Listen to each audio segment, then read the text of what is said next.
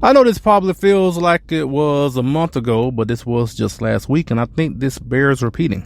He has yet once to condemn white supremacy, the neo-Nazis. He hasn't condemned a darn thing. But are you willing tonight to condemn white supremacists and militia groups? Sure. David Duke just joined.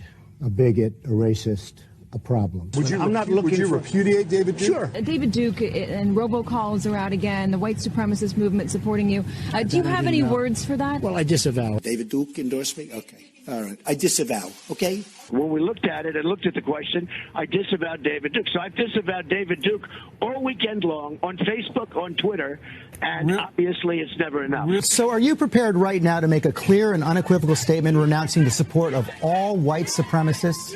Of course I am. Of course I am. When Chris joined, we had a news conference, and they asked me the exact same question. I said, I disavow. I disavowed then. I disavowed today on ABC with George Stephanopoulos. I disavowed again. David Duke is a bad person who I disavowed on numerous occasions over the years. I totally disavow the Ku Klux Klan. I totally disavow David Duke. Ultimately, he got to the Ku Klux Klan, which obviously I'm going to disavow. I've rejected David Duke. I've rejected the KKK, the Ku Klux Klan. David Duke is saying to his supporters and followers, vote for Donald Trump. White supremacists are saying, vote. Do you want those votes? No, I don't want them, and I don't want him to say it. And you want the supporters? No, I don't want anything. What do you think of white supremacists, by the way? I don't like any group of hate. David Duke announced his Senate candidacy, claiming your agenda. Are you ready before you ask the question? Newt Gingrich said every Republican should repudiate this guy no matter what it takes. And I do. Rebuked. Is that okay? Rebuked. Rebuked. Done. Do you want white supremacists to vote for you? No, I don't at all. Not at all. His campaign is denouncing a show of support from the KKK's official newspaper, as in the Ku Klux Klan. In the same New York Times interview, he denounced white supremacists. He denounced the neo-Nazis who support him. Racism is evil, and those who cause violence in its name are criminals and thugs, including the KKK. Neo-Nazis, white supremacists. And you had people, and I'm not talking about the neo-Nazis and the white nationalists, because they should be condemned totally. I spoke out forcefully against hatred, bigotry, and violence, and strongly condemned the neo-Nazis, the white supremacists, and the KKK. President Donald Trump signed a congressional joint resolution that condemns white supremacy, neo-Nazis, and other hate groups. In one voice, our nation must condemn racism, bigotry, and white supremacy. Any group of hate, I don't like it. Any group of hate, I am, whether it's white supremacy, whether it's any other kind of supremacy, whether it's Antifa, whether it's any group of hate, I am very concerned about it, and I'll do something about it.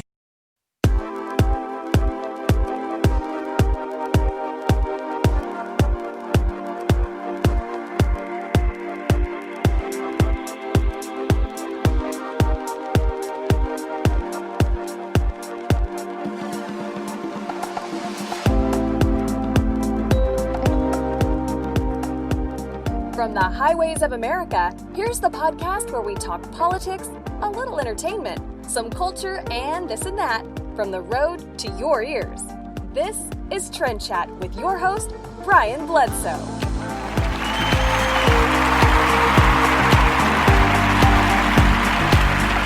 And welcome to another episode of Trend Chat. I am your host, Brian Bledsoe, and if you want to connect with us on Instagram and Twitter, go to @BrianL Bledsoe.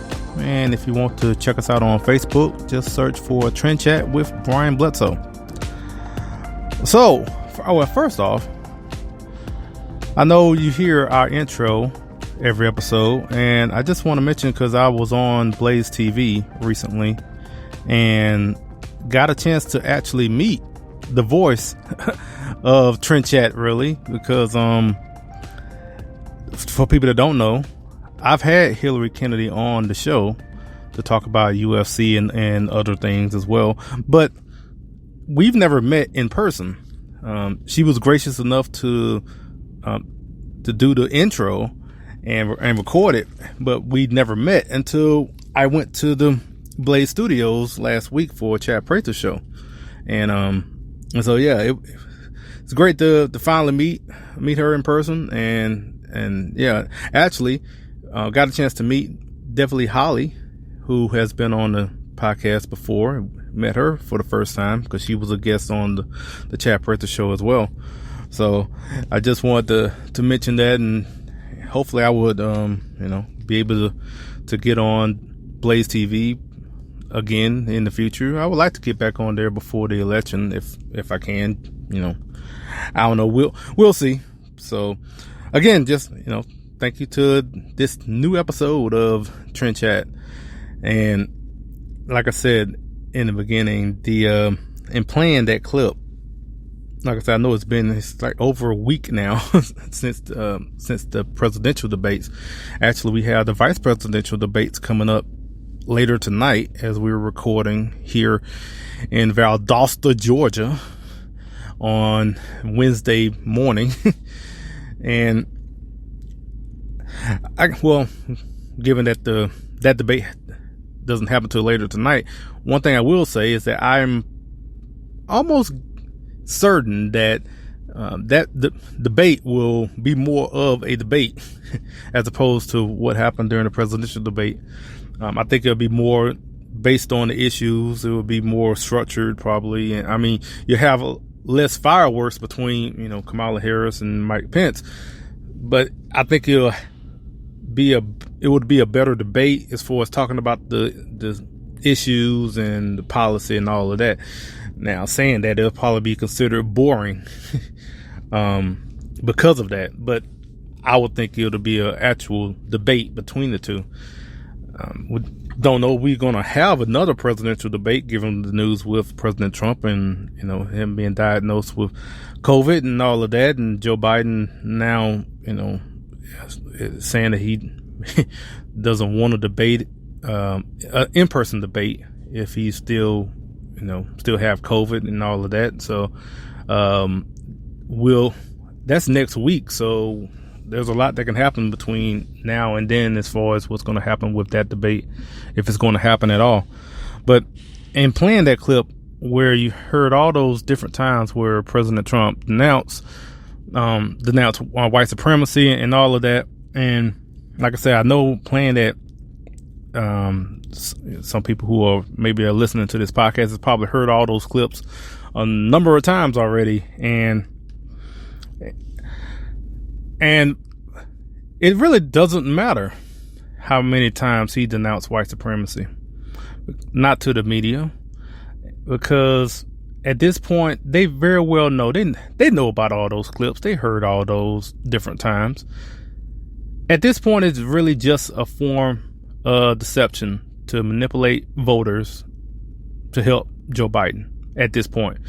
Because there's no way you have all those times where you heard President Trump denounce over and over again, and you keep coming back, like in that debate where you had Chris Wallace say, well, will you now condemn like he hasn't before?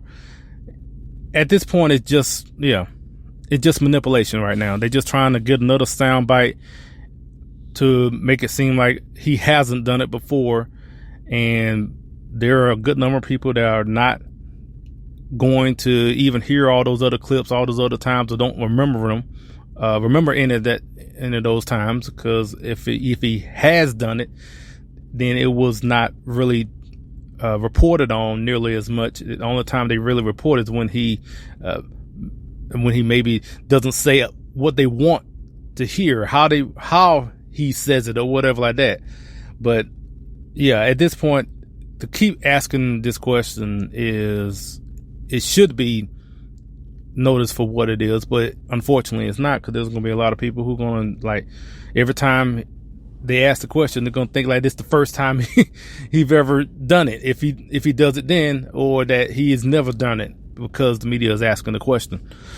So, and at the same time, I know you don't hear nearly as much hounding from the media on Joe Biden to denounce Antifa or Black Lives Matter, as far as all the violence that's been going on across the country.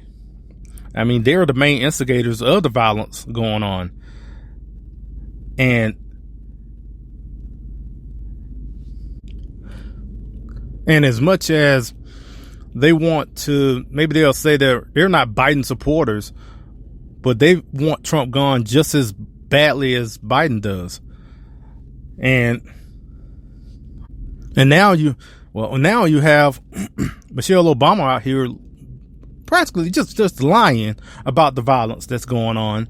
And her little video I think a day or so ago, and where she's trying to blame Trump supporters, when all this time her and her ilk out there were defending all this violence and just saying like, well, we don't care about the property damage. They got insurance. Who cares about if these businesses are burning down and all of that. They've been defending all of this for all these months until recently. And when they noticed that their poll numbers were hurt by all this violence that's going on. So now they literally are trying to flip the script now and having someone like Michelle Obama out there with all her influence out there to lie literally about all the violence going on and trying to shift the blame and flip it. And you're going to have people that are going to believe her. And now you have that. And, I mean, another thing she was saying as far as thinking that, saying that, President Trump, as far as being able to count on people's fears and how he's able to use that and all of that, and how, and the mentioning that, like, you got to be kidding me, right? From Michelle Obama, because you have practically everyone in the media on your side, saying, parroting everything you're saying, and taking everything from your perspective. And so all President Trump has is himself, really, in a lot of cases, and not even Fox News, because I mean, we can go back as far as to the debate where, so you had one of the questions, and a number of the questions were okay, but I think some, especially when they were talking about race, and when Chris Wallace was talking about these different cities and mentioning about, Joe Biden mentioned about Proud Boys organization and when they trying to lump them with white supremacy and all of that. But also when he was mentioning cities across America and talking about white supremacy and talking about the violence going on in those cities, you had different groups out there at these different cities. You didn't have organizations like Proud Boys at every one of these places. You had different organizations that were out there that was in opposition to Antifa, Black Lives Matter, that was out here in these protests and in these riots that were going on. And so now you pretty much have all of mainstream media, in a sense, including Fox News, that have bought in to the narrative that anybody that goes to these protests in opposition to a group, with a nice, cute name like Black Lives Matter, which is a Marxist organization, some call it a terrorist organization as far as when these riots are going on. And this organization named Black Lives Matter that is anti-American, they have bought into that narrative where anybody that goes to these protests in opposition to this organization is automatically a white supremacist. So, and actually, I wish one thing during that debate that he would have challenged the terms that Chris Wallace were using, because like I said, anyone that is in opposition to Black Lives Matter is considered a white supremacist just because. And I think, so kind of like talking about Proud Boys. I don't know anything about Proud Boys. I mean, I've heard of them and all of that. And so I don't know personally about any of them. I know one thing, they're not the ones, that are the main group out here committing all this violence and property destruction and all of the looting and all of that. That's not coming from the Proud Boys. I can at least say that much. But that's what they want to make everyone believe now. Like Michelle Obama now, we're trying to flip that on them. Now, I wish, like I said, the terms like critical race theory and, speaking of climate change, I haven't even mentioned who we'll have on. We'll have Marc Morano, on later on with the interview talking about his new movie, Climate Hustle 2. And so we'll play that later on, this episode. So I didn't mention that at the beginning. So I should have just I need to just, if I have a guest, to make sure I mention it at the beginning, even though you can see it on the title and all that, just to kind of keep a structure anyway. But if you've been listening to this podcast, you know the structure is kind of all over the place. So that being said, so the terms that were going on in the presidential debate, where, just mentioning the term white supremacists, like, to the media, that pretty much means anybody that is critical of anything black, anything of a person of color, regardless of if it's true or not. Just anything that is critical is considered white supremacist now in their eyes. So by saying that, whenever they're telling President Trump, do you denounce white supremacists or whatever like that, like, the term that what they mean by that is basically anybody that's conservative is considered a white supremacist in their eyes. So they'll lump everyone in. They'll lump me in now, just because they'll just say, well, I guess they'll probably like say I'm a sympathizer or something like that, just because of having any conservative thought. Because in their mind, it's all about just continuing a progression of some form of socialism, some form of communism that is coming. They just want to keep pushing this country further and further to the left as much as possible. And they have plenty of people. I've mentioned this too many times on this podcast, in media, entertainment, news media, Hollywood. It's all across academia. All of them are trying to push, and the only thing standing in their way is President Trump. To push into all sorts of, like I said, communism, Marxism, all that. The only thing standing in the way is President Trump and Republican majority in the Senate, something like that. And so I know one of the terms that they mentioned, they were talking about. So Chris Wallace said that it was racial sensitivity training, and asking President Trump, why did he stop those that training that was going on, not using the term critical race theory about that training. Or I guess especially some on the left, the liberals and Democrats would call like anti-racist training or something like that. See, it's a nice, cute name, right? Anti-racist. You don't want to be racist, right? So they call it anti-racist to make it think like, oh, it's just a beautiful training course to make everyone all, loving towards one another and all that. But it's not. But, this training, which is, I would not be surprised to probably have stuff from Robin DiAngelo about white fragility and all of that. And it's basically this anti-racist training is just basically telling white people to shut up and never be critical of anything from a person of color.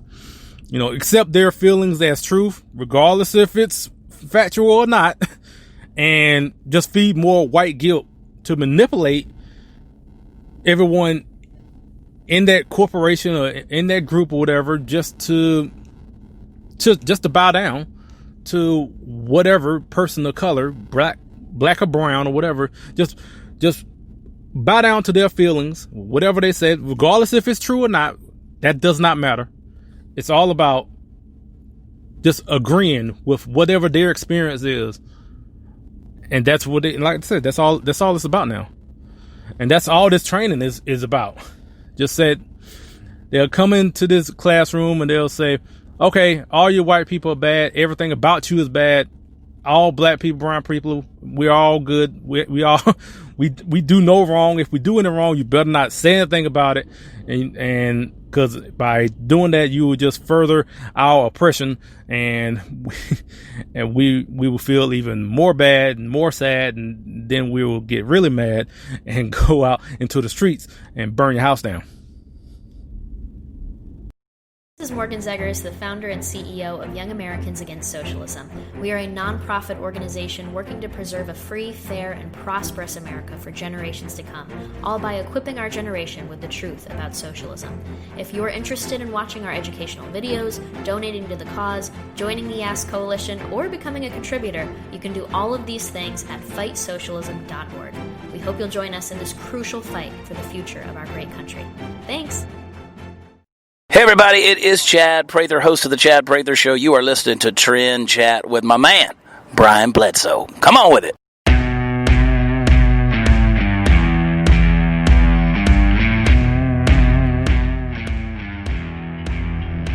So you want to keep America great, but you don't know where to go to get some Trump-centric gear?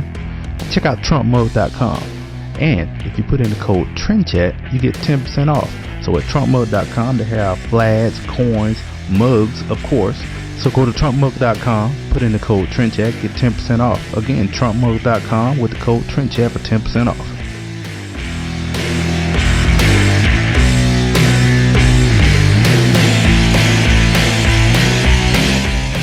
All right.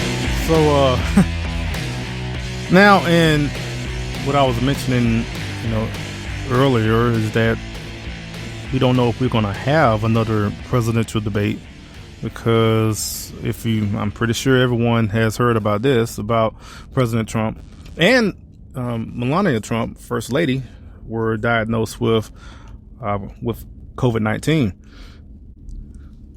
And, you could have, it's not surprising, but it's always disappointing to go on Twitter or any social media. It's not just Twitter, just social media in general. And when you see the news, when he posted about being diagnosed, you saw all sorts of people on there, especially, the left and liberals and whatnot, that are cheering the fact that he had COVID and wishing for his death.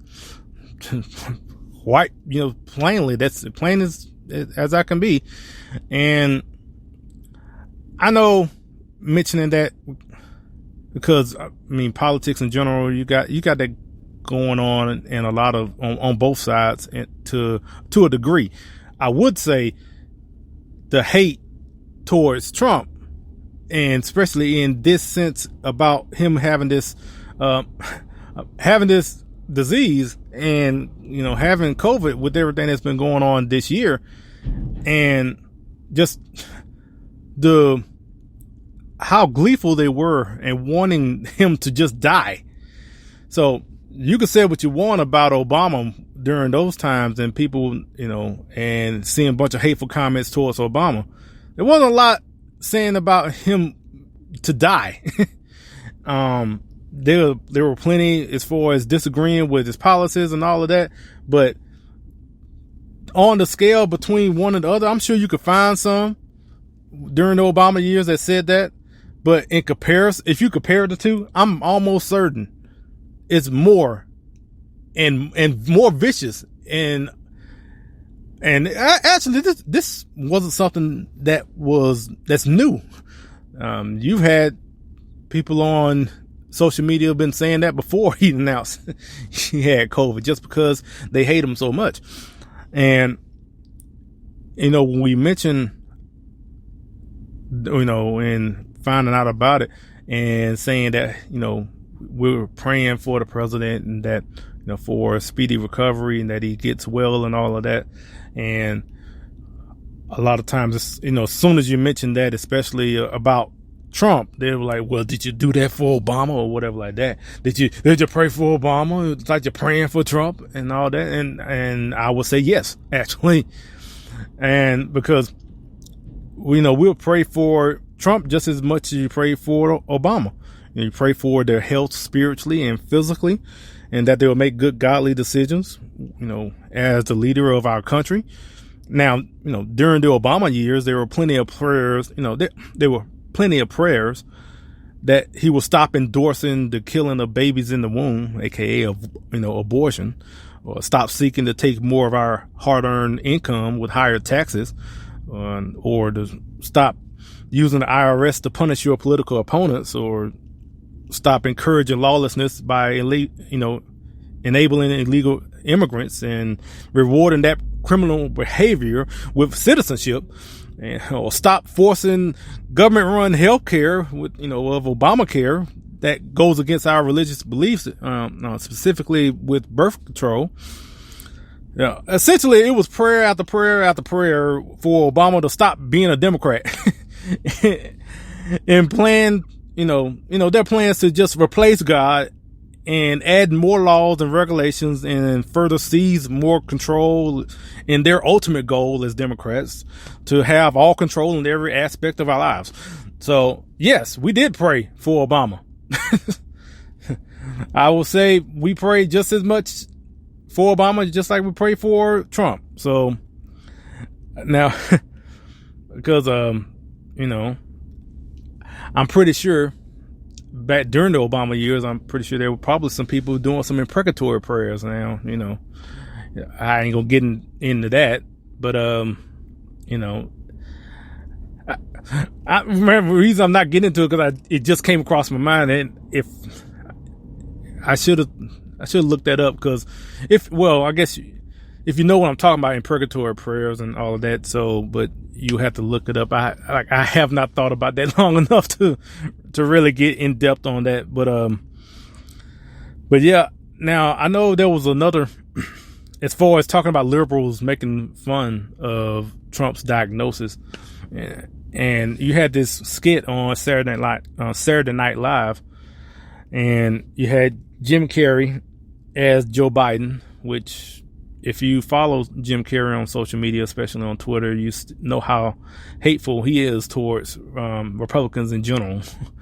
And so him being Joe Biden, I wasn't surprised.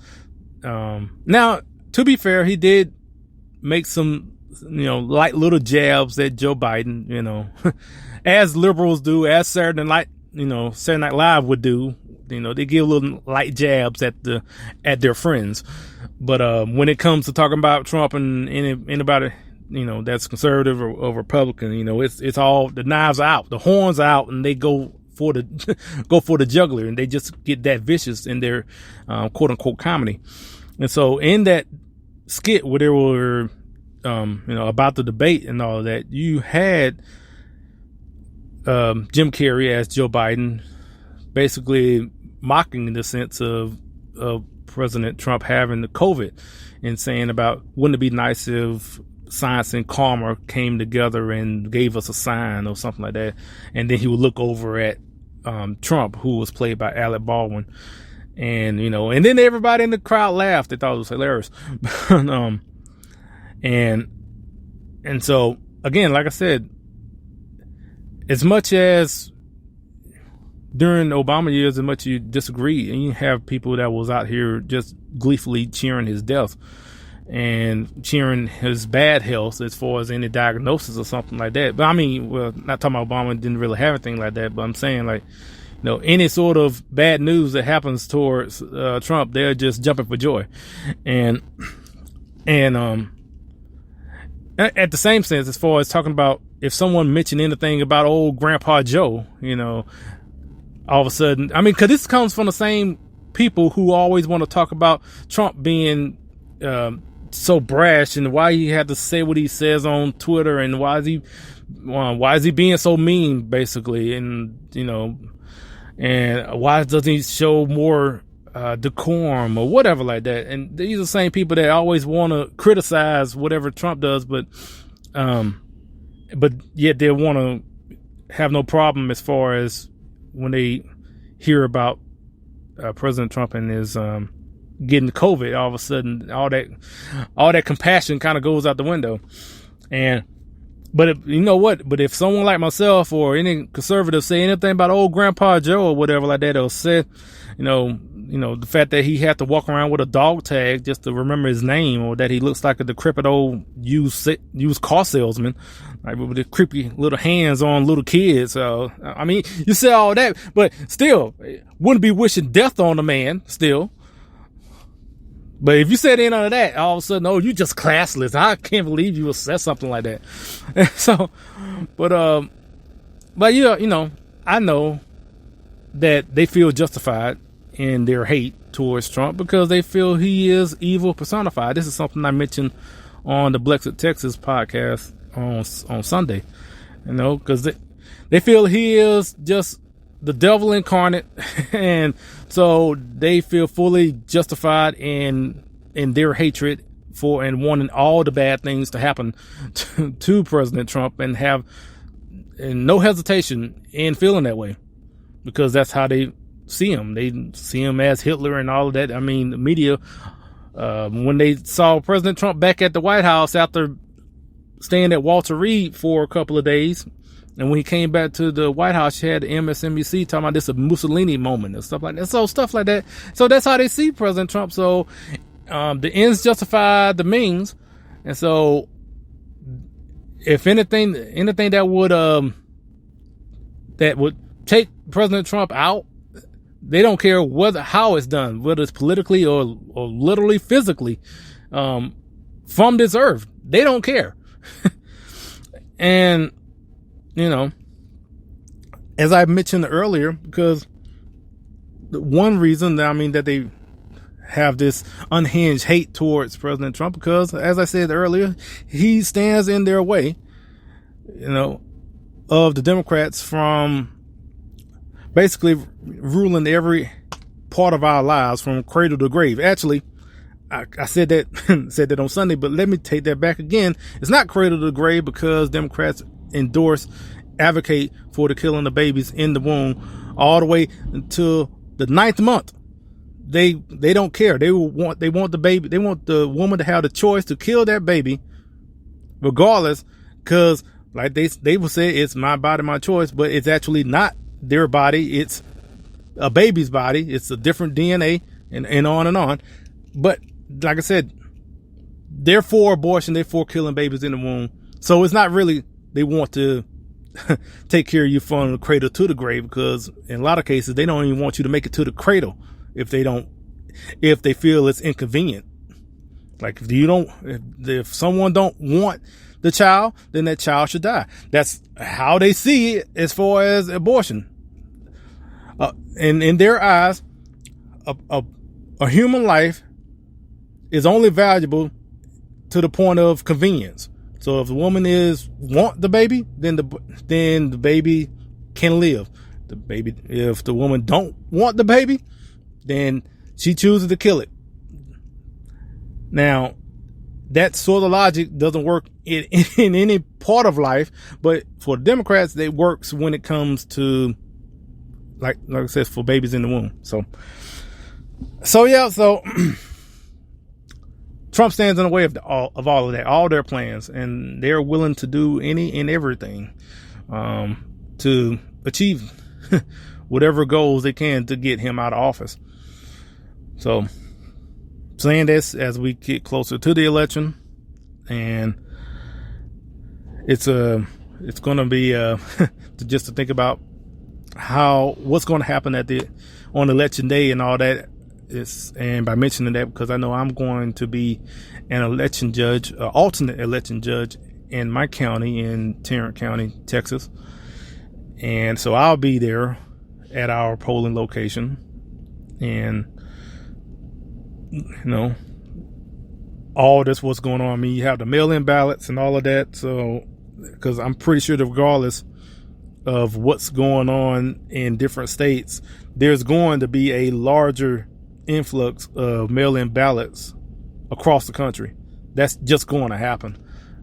And how that's going to affect, one thing I would mention before we go to the next segment, and we're going to have our interview with Marc Morano. When it comes to mail-in balloting, two things. I think they mentioned this in the presidential debate, is that talking about, mail-in balloting, is there going to be any election, voter fraud or whatever like that. And I don't know if he was, I think he knows about this, and I don't know as far as mentioning this, how this is going to play, but I've mentioned it before, and I posted about it, about the Postal Workers Union that represents almost half the postal workers, across the country. Their executive board endorsed Joe Biden. Like, that should be a problem. That should be a very big problem. Just right there on his face when it comes to mail-in balloting. And also, I know I think I saw a meme about this where they were saying, would you mail your lottery ticket? Will you put your lottery ticket in the mail? Or would you just put cash in the mail? Like, will you feel safe and confident mailing that? And so, because I think you should see your ballot as valuable as a lottery ticket or cash. But unfortunately, there are a lot of people here that really don't value their vote, and they just want to go with the convenient route, just because they don't see it as important. I mean, they see it important enough to actually vote, but they don't really consider how easily this could be swayed and how their ballot can be either lost or changed in between, because you're putting another middleman in between you and your vote, and anything can happen. Not saying it could, it is going to happen, but the opportunity presents itself to happen, and that it very well can happen. And like I said, I go back again talking about the Postal Workers Union. Why wouldn't they feel, especially if they have the thought, like I mentioned before, that Trump is so evil that he must be stopped at all costs?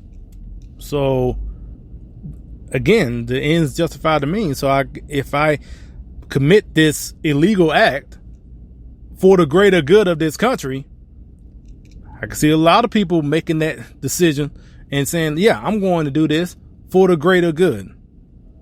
So, and I know this has been, I guess, some old news, but I guess I will end this segment with this. I know in talking about when Trump's taxes came up, because that was something that was a story like a couple of days before the debate. And all I would say is this: abolish the IRS and decentralize the federal government. This is Lacey Williams, the founder and president of Expressions Magazine, letting you know that you can order our quarterly magazine and support female conservatives by visiting express-conservatism.com, or you can follow us on social media. On Instagram with the username of expressions_conservemag, or on Twitter with the handle of @express_conserve. Get your copy today. Hey, it's Lawrence Jones with Fox News. Check out Trend Chat with my brother Brian Bledsoe.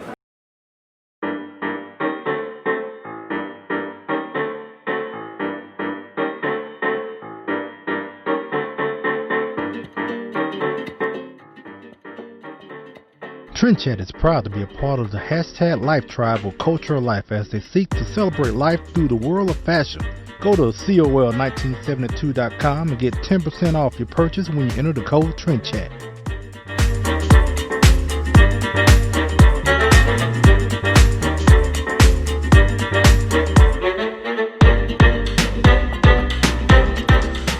All right, so, well, and speaking about, President Trump and his fight of COVID-19, and he was at Walter Reed for a couple of days. He's back at the White House now, and much to the chagrin of a lot of people in the media, apparently, that he's doing well.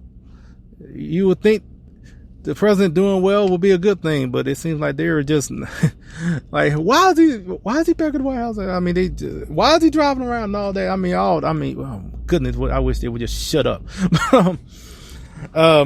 Because anyway, he like I said, he's back at it, and who knows as far as anything. I mean, he's obviously getting the best care as far as what's the treatment and everything that he's receiving and all of that. I know I saw some people who were like, well, he's getting a special kind of treatment. Well, for one, he's the president, so that's kind of should not be surprising. But also in talking about some of the treatment, like experimental drugs that he's getting, and I remember seeing like a meme going around saying like, well, about the vaccine, saying, well, if the vaccine is safe, let the politicians take it. And if it's safe, stuff like that.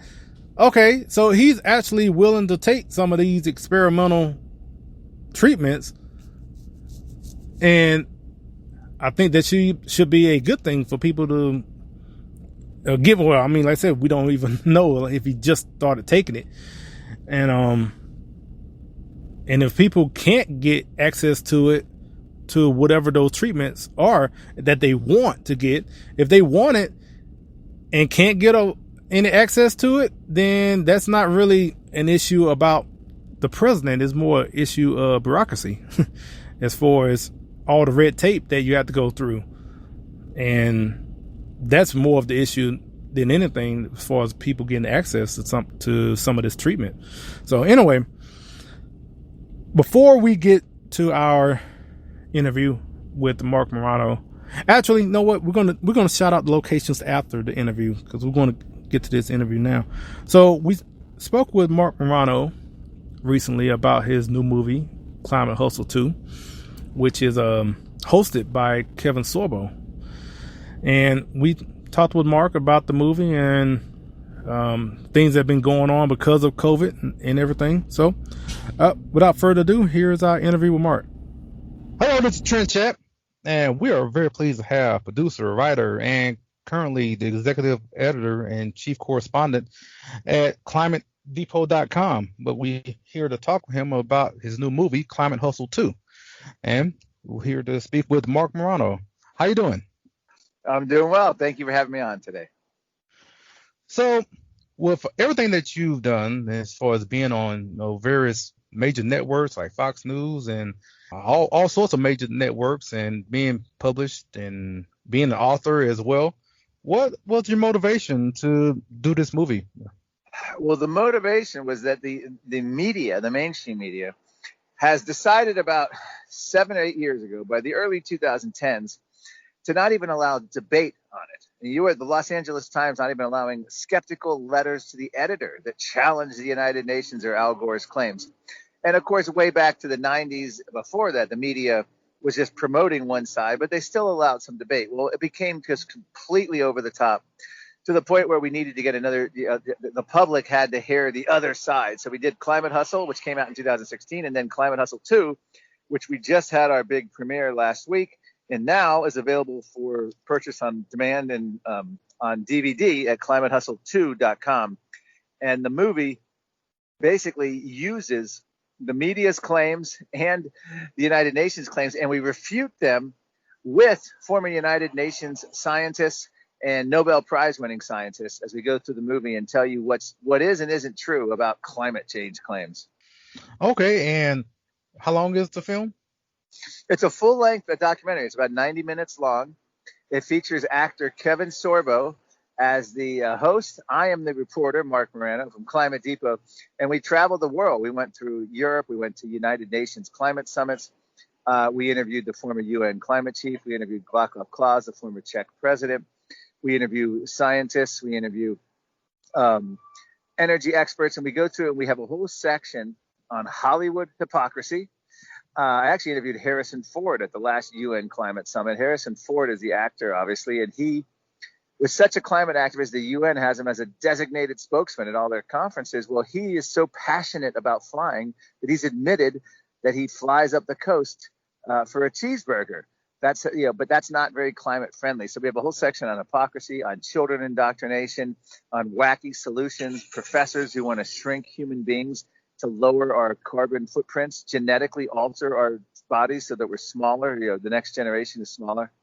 Okay. Seeing your biography and seeing you being a reporter for Rush Limbaugh back in the 90s, and so doing something like this where you are the reporter in this film as well, is this, I guess, this subject as far as climate, this something you have been more of a passion in doing this?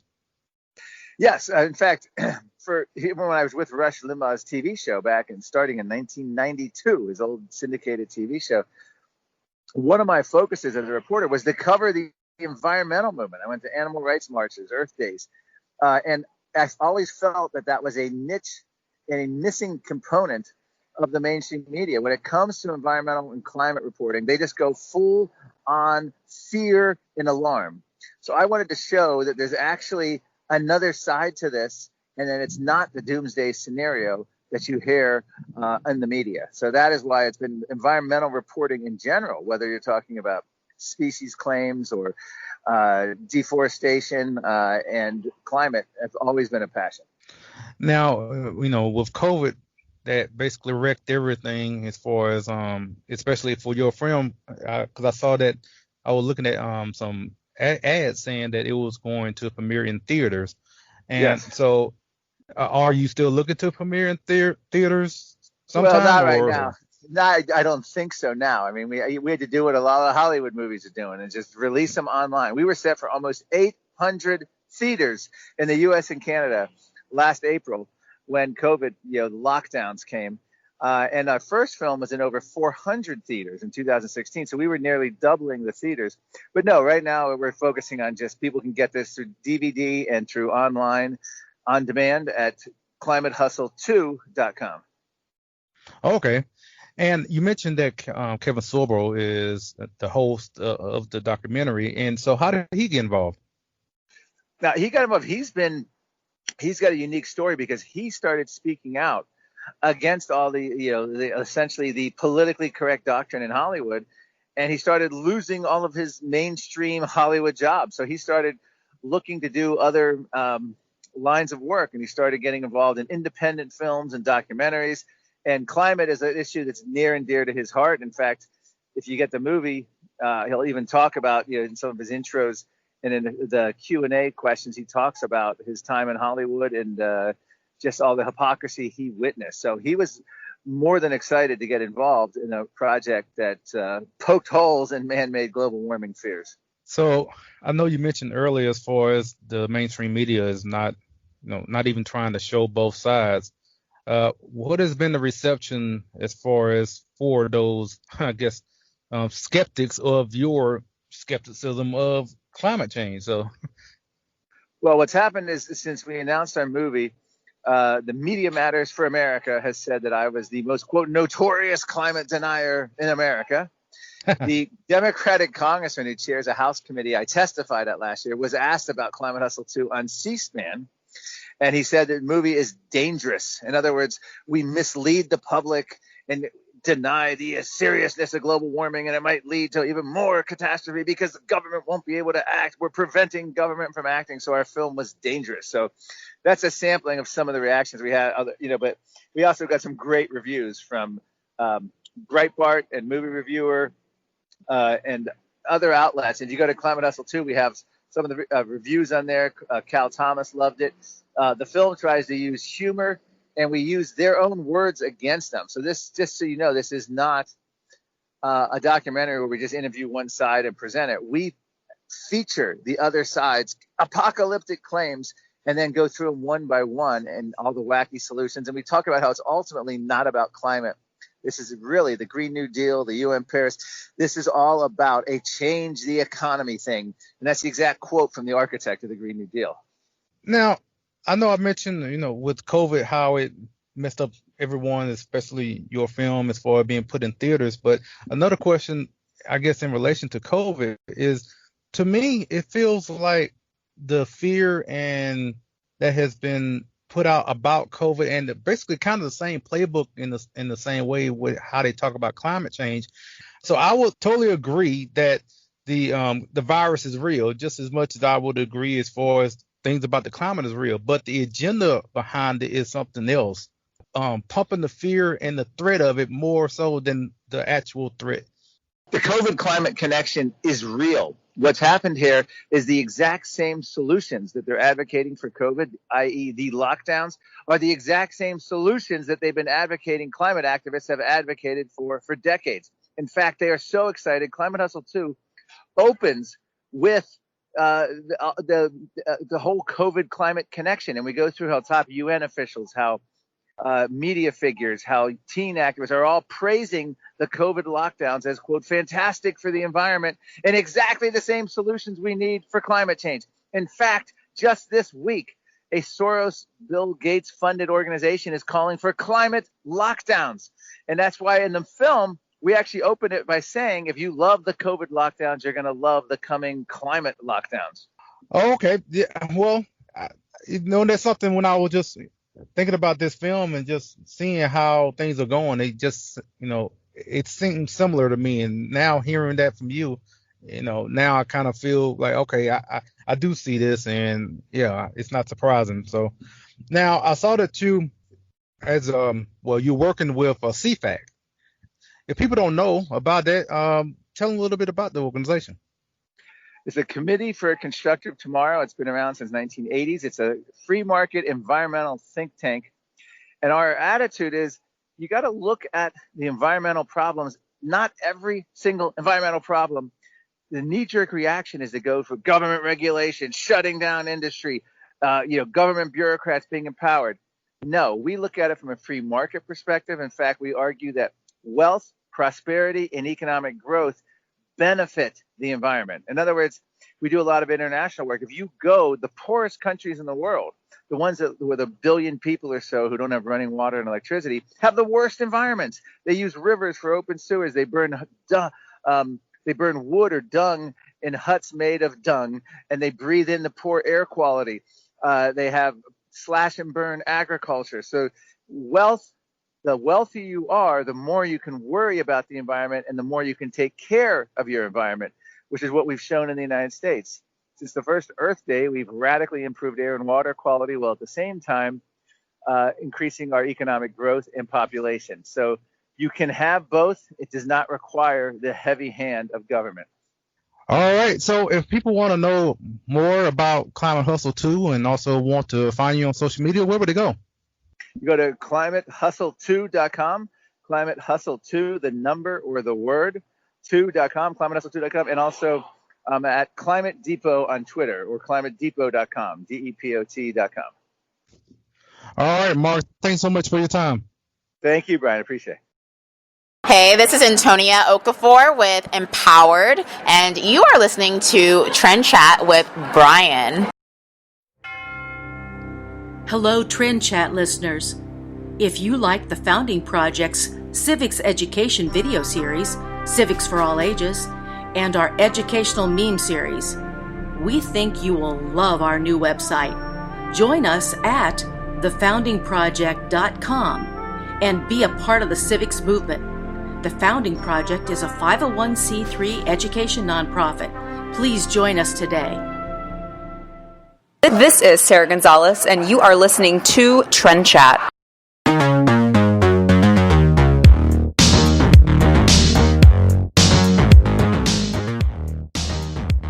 We here at Trend Chat, we are proud to be part of the 1776 militia. Check out 1776united.com. They have a wide array of clothing, hats, shirts, art, and more that is fiercely patriotic and stylish to match. Go to 1776united.com, and if you put in the code TRENDCHAT, you get 20% off your first purchase. Again, 1776united.com, put in the code TRENDCHAT for 20% off.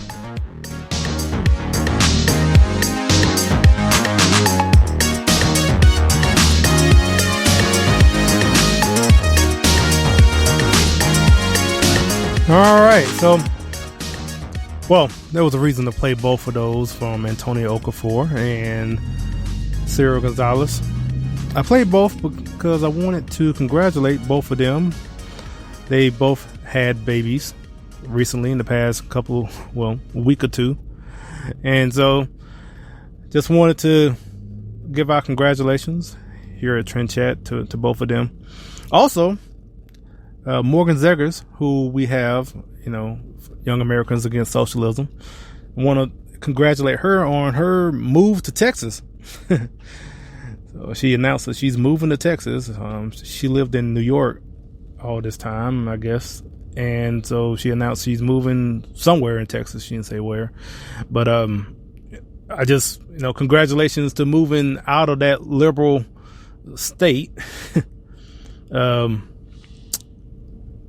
And moving, to Texas. And it's great to have people like her that are coming to Texas that know about the failing policies from these liberal states like California, New York, and take your pick as far as the West Coast, and are moving to conservative states like Texas, and they're not bringing those failed policies to the new state that they're moving to, because we have a lot of cases now where you have people leaving California, New York, and moving to a conservative state, but then continue to vote for those policies, those Democrat policies that they're escaping from, and not realizing that it's what you're voting for is the reason why you have these high taxes and why you can't, cost of living is so much higher, and that you want to leave to a state like Texas or Tennessee or something like that. But they don't realize that. They think it's somebody else's problem, someone else's fault. No, it's what you've been voting for. And you have some of these people that are moving here, to Texas and are voting for the same thing that they were escaping from in these other liberal states. So I'm just glad we have someone like Morgan that will not be doing that, that is moving to Texas. So before we go, as always, we want to shout out these locations. All right, let's turn that down a little bit. Okay. So we have Lincoln, Nebraska, Kansas City, Missouri, Fort Worth, Texas, Jaipur, India, Carrollton, Texas, McKinney, Texas, Houston, Texas, San Jose, California, Washington, Virginia, and Austin, Texas. Now, 3 of those are basically the Dallas-Fort Worth area, so I appreciate that. It should be, because I live in Arlington. So now the countries, I don't think we've seen this one before. We have Switzerland, and I don't think we've seen Switzerland before. So, and Japan, Brazil, Guatemala, India in second place for the past month or so. And of course, obviously, United States at the top. But yeah, India has been number 2 for a month now. I really thought this was going to drop off, to be honest. I thought when we debuted on that new streaming service out there in India, like there's a J.O. Savan, I think is the name of it. I don't know if I'm saying it right, but they started, distributing Trend Chat apparently in India about a month ago, and I figured, okay, maybe someone will see it, and the first week or so, first day or so, everyone like, oh, what is this, and listen to it, then next thing you know, it'll drop off. But it's been a month now, and it's still has a pretty high percentage in comparison to the rest of the countries. Normally the rest of the countries 1-2%, maybe 3 or 4%, but India is 15-20%, and it's been staying that way for the past month. So again, I appreciate everyone listening everywhere, anywhere. But I'm just amazed to see people in India, and I will give out the email, trendchat247@gmail.com, and this goes for everybody, just to let us know you know, in these international countries in particular, like how you like the show, how you came across it, and all of that. So, yeah, so that's it for this episode. And just again, thanks to everyone that has been listening. And we are so it's trendchat247.com. We're also available on most podcast outlets, and recently have joined on Amazon Music. So I guess you can tell Alexa, Alexa, play Trend Chat. I don't know if that works. I don't know how that works. I don't have that, but we're on Amazon Music. So anyway, appreciate everyone listening, and until next week, we'll chat with you later.